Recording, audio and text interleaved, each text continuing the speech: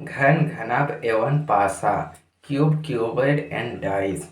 घन, ऐसी त्रियामी आकृति वस्तु जिसकी लंबाई एवं चौड़ाई तथा ऊंचाई तीनों बराबर हो, ऐसी आकृति या वस्तु को घन कहते हैं। जैसे लूडो का पासा, लूडो का जो गोटी होता है वो एक घन की आकृति में होता है।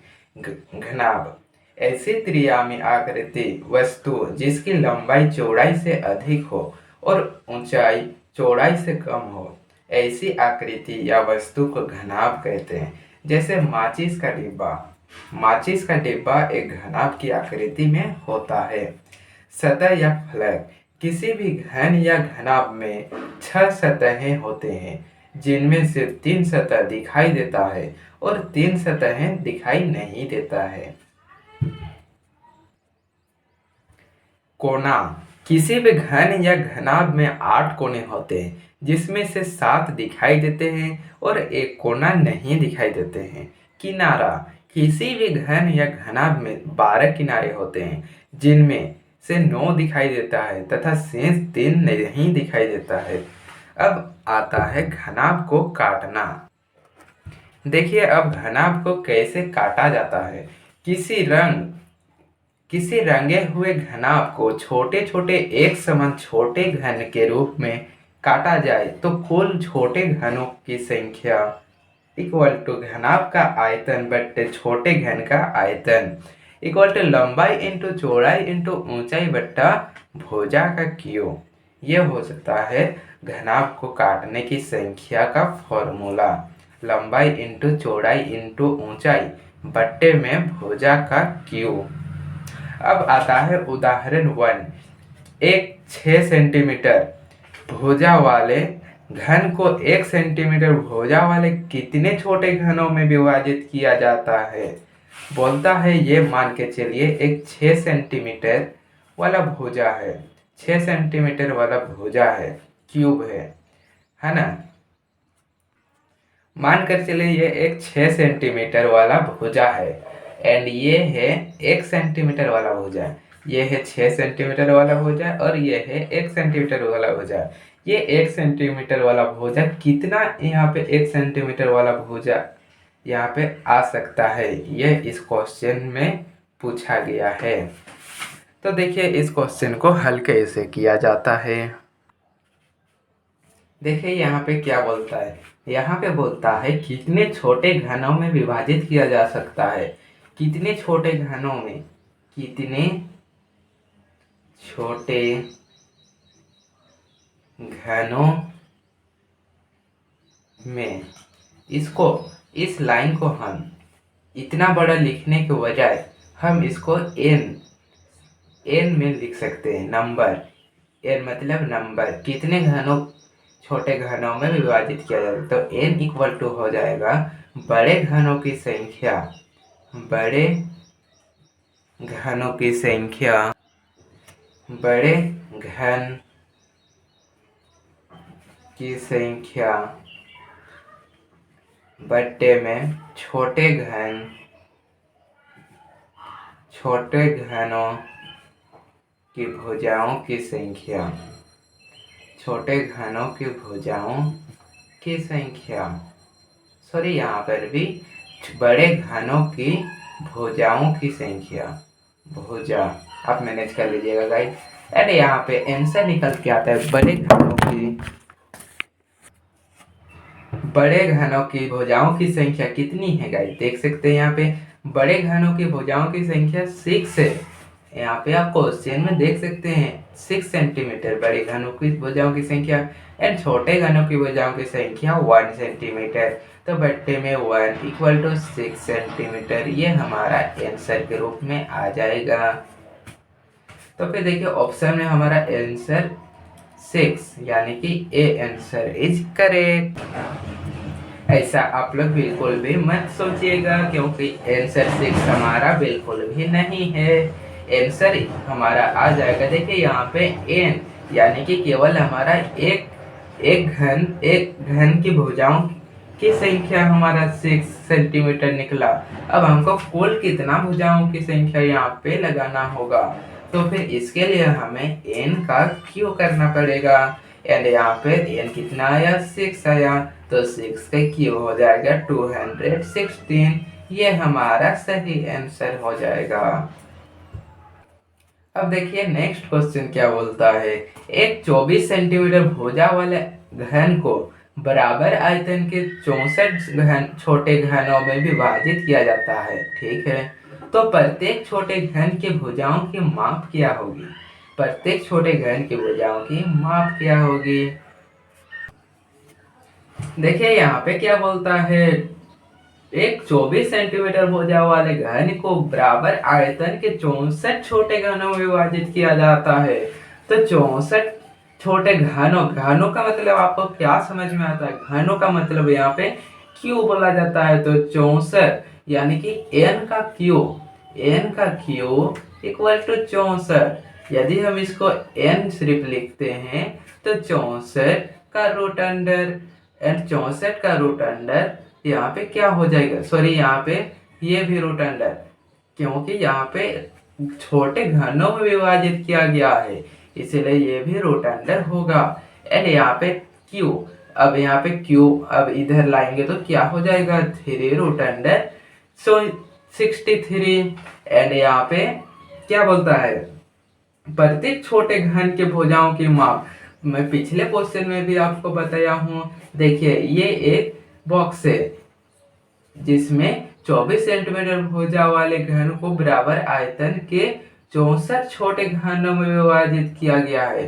64 छोटे घनों में विभाजित किया गया है। तो ये 64 छोटे घनों में कितना यहाँ पे आ सकता है, ये हमें पता लगाना है। तो यहाँ पे क्या होगा, पिछले पिछले क्वेश्चन में भी हमने बताया था कि क्या फॉर्मूला लगा है। जैसे कि यहाँ पे हमें n निकालना होता है, तो बड़े घन की भुजा, बड़े घन की भुजा, बड़े घन की भुजा बट्टे में छोटे घन की भुजा, छोटे घन की भुजा, करेक्ट। अब यहाँ पे बड़े घन की भुजा क्या है, बड़े घन की भुजा है क्या है बताइए, बड़े घन की भुजा है 24। यहाँ पे एक 24 सेंटीमीटर भुजा वाले घन, इसी में ना हमको ये 64 छोटी छोटी को डालना होता है। तो फिर ये है 24, ये है 24 एंड छोटे घन की भुजा, छोटे घनों की भुजा को हम छोटे घन की भुजा में ही लिखेंगे। छोटे घन की भुजा, छोटे घन की भुजा में ही लिखेंगे। एंड यहाँ पे n, यहाँ पे n कितना आया है, n आया है देखिए यहाँ पे 3 रूट अंडर 63, जिसको हम 4 के नाम से भी जानते हैं। इसको अगर हम सॉल्व करेंगे तो 4 आएगा। एंड यहाँ पे n हमारा हो गया 4।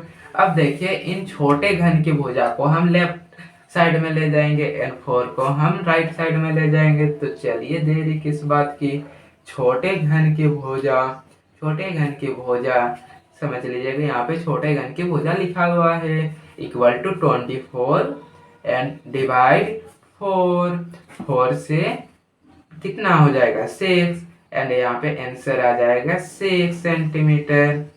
क्या आपको समझ में आया? तो फिर please like share and comment. अब देखिए उदाहरण 3 क्या बोलता है। उदाहरण 3 बोलता है कि यदि 12 सेंटीमीटर भुजा वाले किसी घन को 3 सेंटीमीटर भुजा वाले छोटे घन में विभाजित किया जाता है तो कुल कितने घनों की संख्या होगी? बोलता है कुल कितने घनों की संख्या होगी। बिल्कुल पहले वाले क्वेश्चन की तरह है, चलिए सोल्व करते हैं। बोला गया है कि यदि 12 सेंटीमीटर, ये मान कर चलिए 12 सेंटीमीटर घन वाले भुजा है, ये 12 सेंटीमीटर वाला है, एंड 3 सेंटीमीटर वाला मान कर चलिए ये 3 सेंटीमीटर वाला है, ये इसमें कितना मतलब अट सकता है, बोलता है ये इसमें कितना हो सकता है, विभाजित हो सकता है। तो फिर ना हमने पहले बताया था कि क्या हो जाएगा इसका फॉर्मूला, बड़े घन की भुजा, बड़े घन की भुजा एंड बट्टे में हो जाएगा छोटे घन की भुजा, छोटे घन की भुजा। करेक्ट। इक्वल टू बड़े घन की भुजा कितनी है 12 एंड छोटे घन की भुजा कितनी है 3, तो हो जाएगा 3 4 जा 12 इक्वल टू 4 आंसर। नहीं, ऐसा बिल्कुल भी नहीं सोचना गाइस, ये बिल्कुल गलत है। एंड यहाँ पे हो जाएगा, ये तो केवल एक निकल गया। अब हमें इसका कितना यहाँ पे अट सकता है बोलता है, तो हमें करना होगा n का q इक्वल टू n कितनी है 4 का q इक्वल टू 4 4 जा 12 4 जा बताइए 12 4 जा, यहाँ पे हो जाएगा 6 से मल्टीप्लाई कीजिए, 16 को 4 से मल्टीप्लाई करेंगे तो 6 4 से 24 का 4 हासिल में हो जाएगा 2 4 1 जा 4 5 6 आंसर हो जाएगा 64। ये हो गया 64 ए हमारा आंसर। अब देखते हैं सेकेंड, शीर्षों घनों की संख्या, शीर्ष घनों की संख्या कितनी होगी। बोलता है शीर्ष घनों की संख्या कितनी होगी, तो हमारा हो जाएगा 8, क्योंकि शीर्ष घनों की संख्या 8, क्योंकि अतः शीर्ष घनों की संख्या सदैव 8 ही होता है। शीर्ष घनों की संख्या हमेशा कितना होता है 8 होता है, इसलिए इसका आंसर हो जाएगा 8। अब देखते हैं मध्य घनों की संख्या कितनी होगी। बोलता है मध्य घनों की संख्या कितनी होगी, तो फिर मध्य घनों की संख्या होगी 12 एंड n-2, क्योंकि घनों की संख्या कितनी होती है। देखिए हमारा यहाँ पे हो जाएगा 12 एंड n-2 इक्वल टू 12 में n, यानी कि n कितना हो जाएगा, n हो जाएगा 4 एंड 4 - 2 यानी कि 2, 12 इंटू 2 24, हमारा आंसर हो जाएगा C जो कि 24 है। एंड नेक्स्ट क्वेश्चन, केंद्रीय घनों की संख्या कितनी होगी।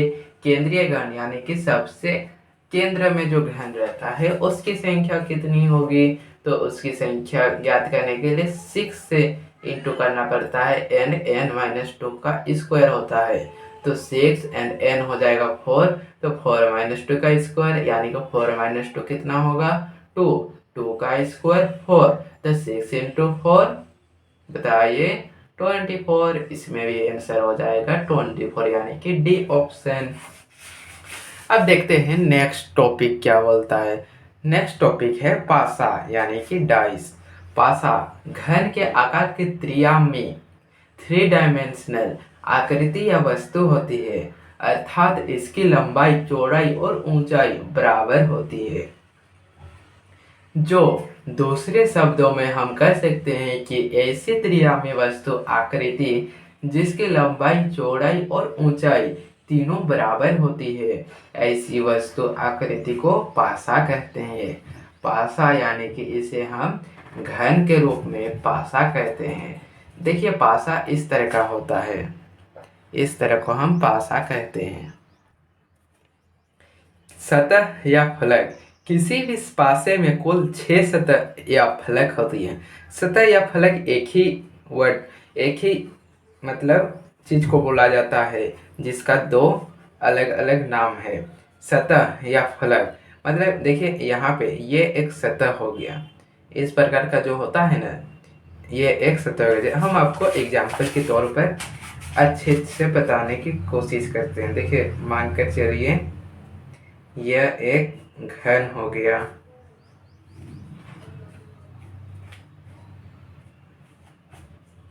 करेक्ट, एंड ये एक मतलब इसका फेस यानी कि सतह यानी कि फलक हो गया, ये इसे फलक बोला जा रहा है। किसी भी पासे में कुल 6 सतह होते हैं या फलक होते हैं, जिसमें से 3 फलक दिखाई देती है और 3 फलक नहीं दिखाई देती है, अर्थात छुपे रहते हैं, करेक्ट।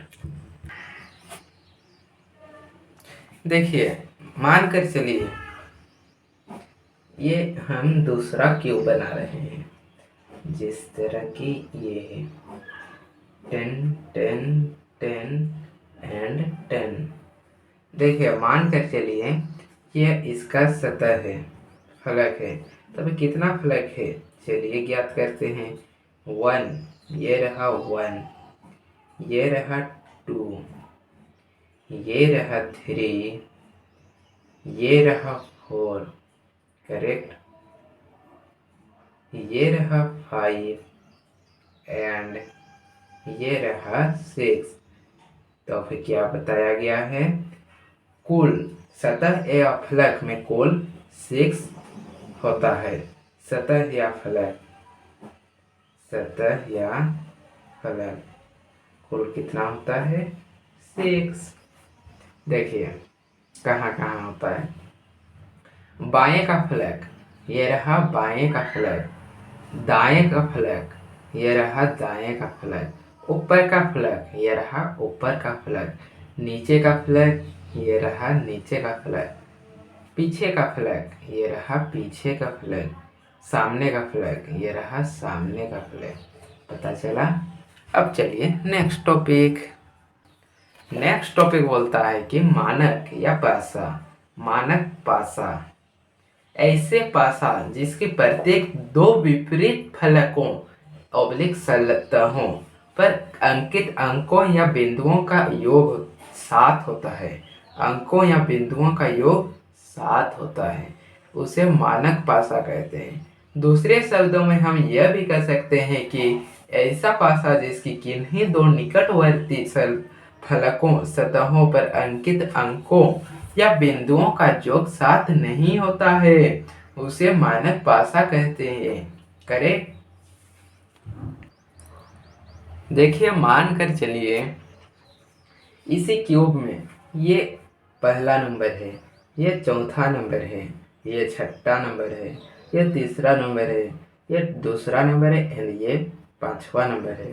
कैसे किए, ये एक फेस है जिसको हम पहला नंबर माने हैं, ये एक फेस है जिसको हम चौथा नंबर माने हैं, ये एक फेस है जिसको हम पांचवा नंबर माने एंड ये एक फेस है जिसको हम दूसरा नंबर माने हैं, ये एक फेस है जिसको हम तीसरा नंबर माने हैं एंड ये एक फेस है जिसको हम छठा नंबर माने हैं। देखिए विपरीत सतह, इसका विपरीत क्या होगा बताइए। इसका विपरीत होगा ये, इसका विपरीत ये होता है। करेक्ट। तो फिर इसका नंबर क्या है, इसका नंबर है 2, इसका नंबर है 2 एंड इसका नंबर क्या है 5, इसका नंबर है +5 तो इक्वल टू 7 आ रहा है, जो कि हमारा इसका मानक पासा के फॉर्मूला में क्या लिखा हुआ है, जिसके दो विपरीत सतहों या फलकों पर अंकित अंकों या बिंदुओं का योग 7 होता है। स्पष्ट रूप से तो बताया गया है, तो फिर ये हमारा बिल्कुल सही। आप और भी अलग अलग तरह का देख सकते हैं। यहाँ पे एक 4 है, इसका विपरीत क्या है, ये है, तो फिर 4 + 3 7 करेक्ट। ये एक फेस से सतह है जिसका 6 नंबर है एंड इसका विपरीत है ये है 1, 6 + 1 7, इसीलिए ये एक मानक पासा हम कर सकते हैं। अब देखिए मानक पासा की पहचान हम कैसे करते हैं। करेक्ट। मानक पासा की पहचान, किसी भी पासे को किसी भी कोण से देखने पर अधिक से अधिक 3 फलक दिखाई देते हैं, सामने का फलक तथा बाएं या दाएं का फलक। करेक्ट। देखिए क्या बोलता है, किसी भी पासे को, ये एक मान कर चलिए पासा है, किसी भी पासे को किसी भी कोण से, किसी भी कोण से मान कर चलिए इस कोण से देखते हैं, किसी भी कोण से अधिक 3 फलक दिखाई देते हैं। अधिक से अधिक कितने फलक दिखाई देते हैं, 3 फलक। चलिए इस कोण से हम देखते हैं कौन कौन सा फलक दिखाई पड़ रहा है। ये एक फलक दिखाई पड़ रहा है, ये एक फलक दिखाई पड़ रहा है एंड पीछे एक फलक है, ये वाला फलक भी हमें दिखाई पड़ रहा है। मतलब इस कोण से कौन कौन सा फलक सटा हुआ है बोलता है। ये एक फलक सटा हुआ है, ये एक फलक सटा हुआ है, ये एक फलक सटा हुआ है, तो फिर कितना हुआ, अधिक से अधिक 3 फलक सटा हुआ है। तो फिर देखिए अधिक से अधिक 3 फलक दिखाई देते हैं, सामने का फलक तथा बाएं और दाएं का फलक। देखिए अब दूसरा नंबर क्या बोलता है, यदि पासे पर अंक या बिंदुओं को दर्शाया गया है तो एक पासे में एक कोण से केवल 3 ही सतह या फलक पर स्थित अंकों या बिंदुओं को देखा जा सकता है। करेक्ट। देखिए क्या बोलता है, यदि पासे पर अंक या बिंदुओं को दर्शाया गया है, यदि पासे पर अंक या बिंदुओं को दर्शाया गया है तो एक पासे में एक कोण से केवल एक पासे में एक कोण से, चले इसी कोण से नाम लेते हैं, एक कोण से केवल तीन ही सतह या फलक स्थित अंकों या बिंदुओं को देखा जा सकता है। बिल्कुल पहला वाला पॉइंट ही तो इसमें दर्शाया गया है। कितने सतह दर्शाएगा, एक कोण से 3 सतह। चलिए नेक्स्ट नंबर क्या होते हैं, इसमें मजा बिल्कुल नहीं आया। अब इन 3 अंकों या बिंदुओं की संख्याओं में से दो दो अंक का जोड़ा बनाया गया है तथा प्रत्येक जोड़े को जोड़ देंगे। यदि इन तीनों योगों में से किसी का भी मान 7 नहीं आता है तो वह मानक पासा हो सकता है। ये क्या बोल रहा है, ये अब 3 अंकों या बिंदुओं की संख्याओं में से दो दो अंक का जोड़ा बनाएंगे, ठीक है, तथा प्रत्येक जोड़े को जोड़ देंगे।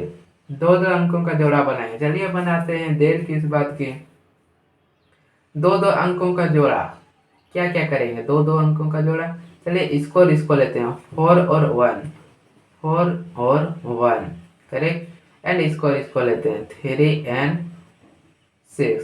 दो दो अंकों का जोड़ा कहाँ गया, दो दो अंकों का जोड़ा बनाएंगे तथा इसको जोड़ देंगे। चलिए जोड़ देते हैं, प्लस 4 और 1 5 प्लस 6 और 3 6 7 8 9, ये तो हो गया 14। यदि इन तीनों जोगों में से किसी का भी मान 7 नहीं आता है तो वह मानक पासा हो सकता है। ओ, ये ऐसा बिल्कुल नहीं बोल रहा है गाइस, ये बोल रहा है कि दो दो अंकों का जोड़ा। चलिए 4 और इसका विपरीत 3, 4 प्लस 3, अब 6 प्लस 1 और क्या 5 प्लस 2, इसका विपरीत ये 5 प्लस 2।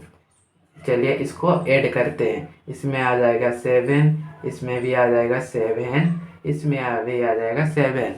देखिए यहाँ पे इस टॉपिक में यह बोलता है कि यदि इनमें से अगर किसी में भी अगर 7, इसमें तो आ गया 7, चलिए कोई बात नहीं, यदि किसी में भी अगर 7 नहीं आता है तो फिर इसे हम पासा यानी कि मानक पासा बोल सकते हैं। यदि किसी में एक में 7 है और ये दोनों में 7 नहीं है तो फिर ये मानक पासा बिल्कुल नहीं होगा। इसमें मानक पासा में या तो सभी में 7 होना चाहिए या किसी में भी 7 नहीं होना चाहिए, तब उसे हम मानक पासा बोल सकते हैं। आई होप आपको ये समझ में आ गया होगा, तो फिर please like share and comment. अब देखिए सामान्य पासा, ऐसा पासा जिसकी किन्हीं दो विपरीत फलकों या सतहों पर अंकित अंकों या बिंदुओं की संख्याओं का योग 7 न हो, बिल्कुल उसका विपरीत, उसमें 7 होता है एंड इसमें 7 न हो, उसे सामान्य पासा कहते हैं। करेक्ट। जैसे कि देखिए यहाँ पे 2 है, यहाँ पे 5 है, यहाँ पे 6 है, यहाँ पे 4 है, अनदर।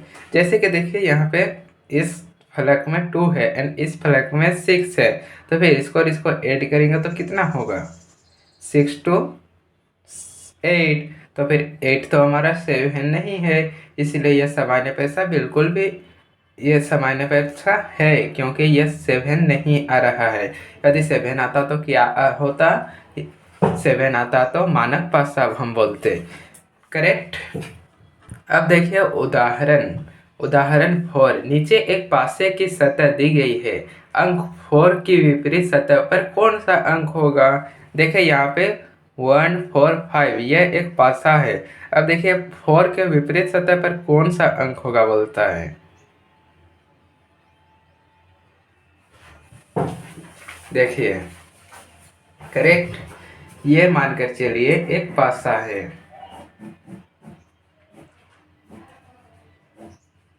करेक्ट। यहाँ पे है 4, यहाँ पे है 1 एंड यहाँ पे है ये है 5। इसी प्रकार है ना 154 154, बस ये इस तरह से है एंड ये इस तरह से है। करेक्ट। देखिए 1 के विपरीत क्या होना चाहिए बताइए। 1 के विपरीत होना चाहिए, हमको टोटल 7 आना है, तो फिर 1 के विपरीत होना चाहिए 6, क्योंकि इसको और इसको ऐड करेंगे तो क्या हो जाएगा 7। करेक्ट। तो फिर 1 के विपरीत हो जाएगा 6। 5 के विपरीत क्या होगा बताइए। 5 के विपरीत होगा 2, क्योंकि इसको और इसको ऐड करेंगे तो क्या होगा 7, हमको लाना है 7। अब क्या बचा 4 बचा, तो 4 के विपरीत क्या हो जाएगा, इसमें से क्या बचा 3, क्योंकि इसको और इसको ऐड करेंगे तो क्या हो जाएगा 7। तो फिर हमको यहाँ पे क्वेश्चन क्या बोल रहा है, क्वेश्चन बोल रहा है कि अंक 4 की विपरीत सतह क्या होगी। 4 की विपरीत सतह होगी 3। करेक्ट। Answer B. अब देखिए यदि दिया गया पासा एक साधारण पासा है तो पासे पर अंकित किसी भी अंक के विपरीत सतह पर अंकित अंक को ज्ञात करने के लिए हम उत्तर के विकल्पों को ध्यान से पढ़ेंगे। विकल्पों के अनुसार हम निम्न उत्तर क्रम से देंगे।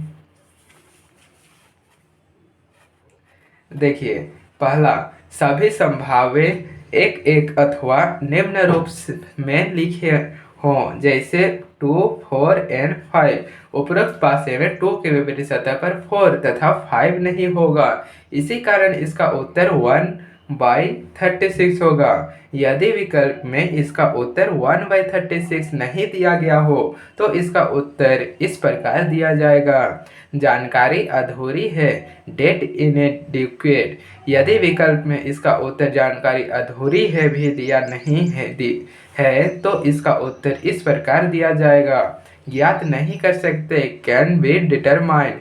ज्ञातव्य तथ्य यह है कि ज्ञात नहीं कर सकते, उत्तर जानकारी अधूरी के बाद आएगा, क्योंकि जानकारी अधूरी होने के कारण ही हम उत्तर ज्ञात नहीं कर सकते। अब देखिए बी, सभी संभावनाओं में से किसी एक को छोड़कर अन्य सभी लिखी हों, जैसे 2 4 5। उपरोक्त पासे में 2 के विपरीत 1/3 3/6 एंड 1/6 होंगे।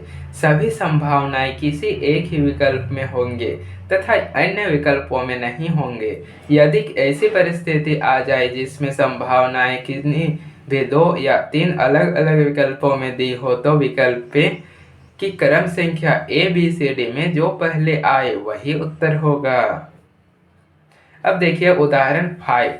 नीचे एक पासे की स्थिति दी गई है, अंक 2 के विपरीत सतह पर कौन सा अंक होगा। अंक 2 के विपरीत सतह पर कौन सा अंक होगा बताइए। देखिए मान के चलिए यह एक पासा है। करेक्ट। यहाँ पे 2, यहाँ पे 3 एंड यहाँ पे 5। इसी प्रकार है, यह एक पासा है, मान के चलिए यह एक पासा है। करेक्ट। अब देखिए इन जो नंबर यहाँ पे दिया हुआ है, इन तीनों नंबर में से किन्हीं 2 नंबर को हम यदि ऐड करेंगे और यदि 7 आएगा तो ये साधारण पासा हम इसे बोल सकते हैं। यदि 7 आएगा तो चलिए तो भी ऐड करते हैं। क्या 3 और 2 को ऐड करने से 7 आएगा? बिल्कुल भी नहीं आएगा। यदि 5 और 2 को ऐड करने से 7 आएगा? बिल्कुल आएगा। इसलिए यह साधारण पासा है। यदि सामने सामने में किन्हीं को भी ऐड किया जाता है और यदि 7 आता है तो उसे हम साधारण पासा के नाम से जानते हैं। और साधारण पासा में क्या होता है? साधारण पासा में होता है इन सभी के विपरीत में जो अंक होता है। इनके विपरीत में क्या होगा? 2 के विपरीत में बताइए।